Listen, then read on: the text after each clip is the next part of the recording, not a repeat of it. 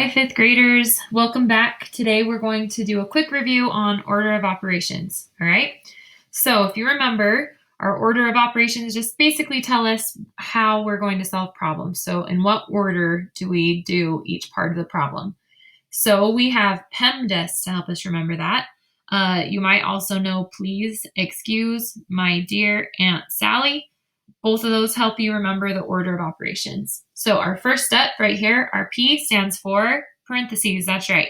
Now parentheses, yesterday we learned there's more than just parentheses that can be used as grouping symbols.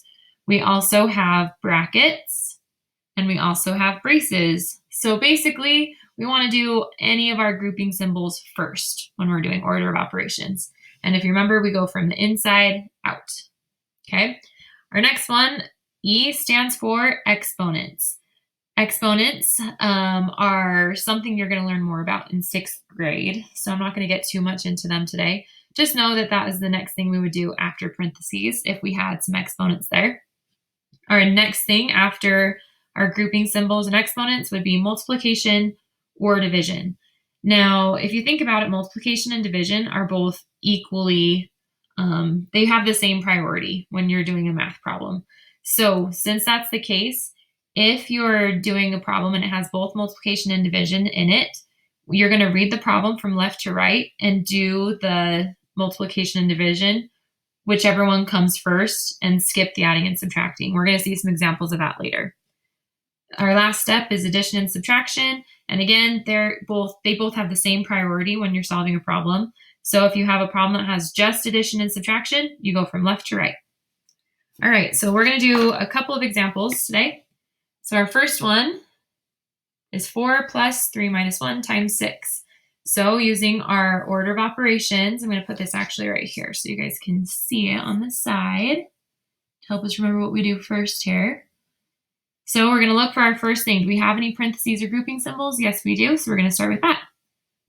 We're going to do 3 minus 1. That would be 2. And I bring everything else down. I know, remember, we talked about this yesterday. It's obnoxious to bring everything else down and to write our work, but it's important so we don't mess anything up. Our next step, we have addition, we have multiplication. If you look in our order of operations steps here, we would do multiplication next. So I'm going to do 2 times 6 and get 12. Bring down my 4 and my addition sign. All right, now our answer when we simplify this expression is 4 plus 12, which is 16. All right, let's look at our next problem. So if you look here, we have 2 sets of parentheses. So anytime you see 2 of something, just go from left to right, okay? So I'm going to start with my one on the left first. So I'm going to start with my parentheses. I'm going to do 62 minus 4. 62 minus 4 would be 58. Then I'm going to bring everything else down. Plus 9 minus 7 times 3. So now if you look, I'm still going to go down my order of operations steps. I still have parentheses, so I'm going to do what's in parentheses next.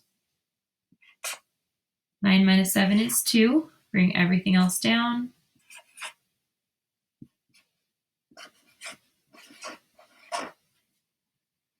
All right, now if you see, I have addition and I have multiplication. Using my steps, my next thing I'm going to do is multiplication. So I would do 2 times 3 next. Get 6. And I'm going to do 58 plus 6. 58 plus 2 is 60, plus 4 more is 64.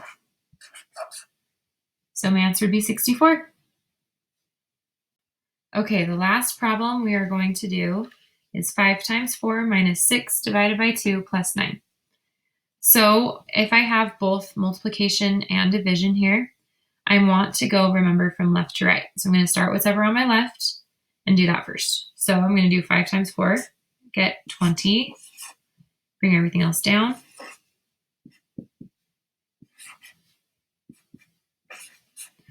Now, if you look, the next thing I'm going to do would be division. So I'm going to divide,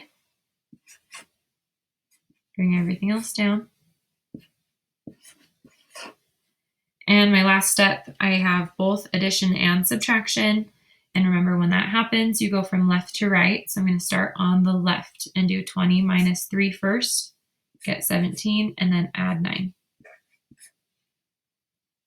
And when I do that, 17 plus 9, well, 17 plus 10 is 27. I only want to add 9, so I'm going to take away one of those, so it would be 26. That's my answer.